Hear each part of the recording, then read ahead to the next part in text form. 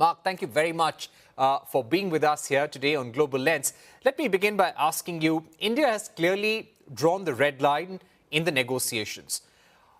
What we hear from our sources in the government, that the ball is now in Trump's court.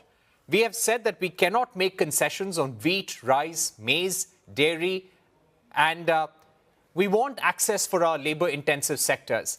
Keeping this in mind, do you feel that the Trump administration will accept India's proposal?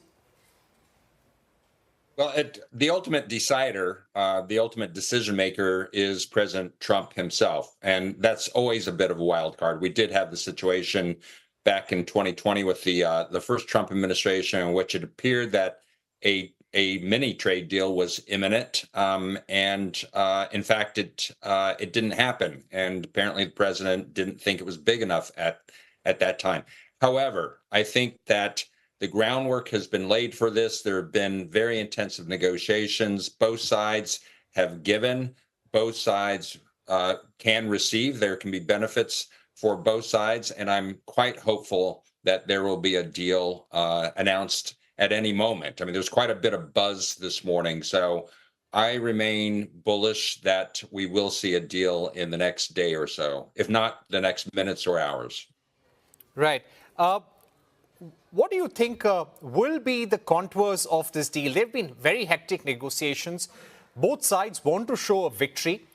What is it that US will get from such an agreement with India, which is only a mini trade deal or an interim deal for now? It certainly would be an interim deal, and I think it would start off as an agreement in principle. So a statement issued by both countries, one that would not lay out all of the details. For example, would probably not include detailed tariff schedules for both countries, but to be followed by the work of the negotiating teams from both sides to conclude that legally binding agreement in coming weeks, let's say. I think this agreement in principle, however, would be very substantial. Wins on both sides. It could include tariff cuts for both countries. And when I say tariff cuts, I mean from the reciprocal tariffs that President Trump announced on April 2nd. It will include agriculture. It may not include the most sensitive issues. I think both sides have been accommodating on what's sensitive and what's not. But I think that there will be some agriculture commodities that are included, even if it's not dairy, wheat, and rice. So I think it could be quite substantial. It's a win-win. It's, from my perspective, this should be a no-brainer. Right. What I would also like to ask you is about the threat that Donald Trump made to BRICS nations. He said that countries which are aligned with the anti-American policies of BRICS, they may get an additional 10% tariff or a BRICS tax. That has caused a bit of worry here in India. Do you expect Donald Trump to impose that tariff, even though our sources in the government say there has been no discussion on a BRICS currency? Russia had made that point some years ago, but there has been no work on it. And the thing that is being discussed is trade settlement in local currencies. Yeah, in fact, we are all still absorbing this latest twist. There are always twists in trade policies and trade negotiations with the Trump administration.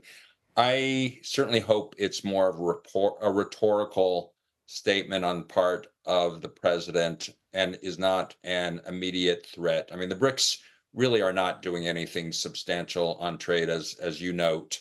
I've always been a skeptic on the ability of the BRICS nations to come together and do anything concrete on trade. And, what apparently was issued in the statement was not specific to the United States. It shouldn't be seen as a threat to the United States at this point in time. I think what could be more uncertain is what happens with respect to the so-called 232s, these national security actions that the United States has taken on tariffs, those that are in place on autos and steel and aluminum, those that are pending with respect to pharmaceuticals and semiconductors and downstream products and a number of other areas.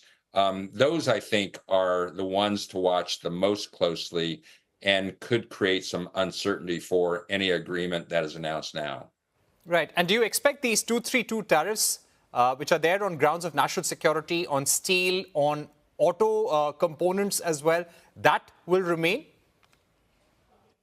It's really hard to say. The UK, the United Kingdom, got a partial reprieve from the 232s on autos and on steel and aluminum. It's a huge hiccup in the negotiations with Japan. I mean, at this point in time, it does not appear that there will be a Japan trade deal on the reciprocal tariffs, and that seems largely because the Trump administration is not ready to offer any concessions, and specifically on autos, which is an urgent issue for Japan. So it's really hard to predict at this point in time. I like to think that there could be some understandings related to the 232s, but I don't think anybody's got a real clear picture of that at this point in time. Right. Do you also expect India to get access at lower tariffs to components in high technology sectors from the United States?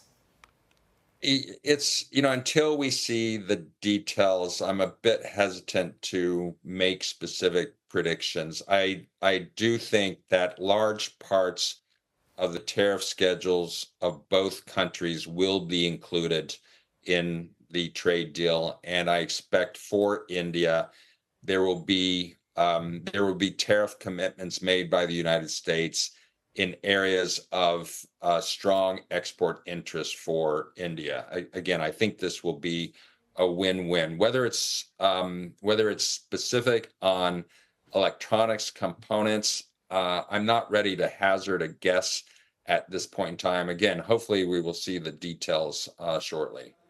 Right. And what do you expect, Mark, from your experience over the next few hours? And we've been hearing Scott Bessent and Peter Navarro on CNBC. Both of them have been saying that letters will be sent out tonight. Mailboxes are full. A lot of people want to negotiate with that. Negotiations are still happening. The Indian side is giving us a sense that negotiations are now over, nothing more to offer. But do you feel that some sort of back channel talks could continue possibly till tomorrow or even till Wednesday? That's always possible. I have the sense that the two negotiating teams completed their work, their immediate work last week when a delegation was in Washington for India. That team left. They seem to have concluded broad agreement on many of the specifics. And I think that's what's being presented or has been presented to the president. And I assume the same is true for Prime Minister Modi. Of course, there could always be back channels. And certainly if the president has strong views on any of this over the next day or two.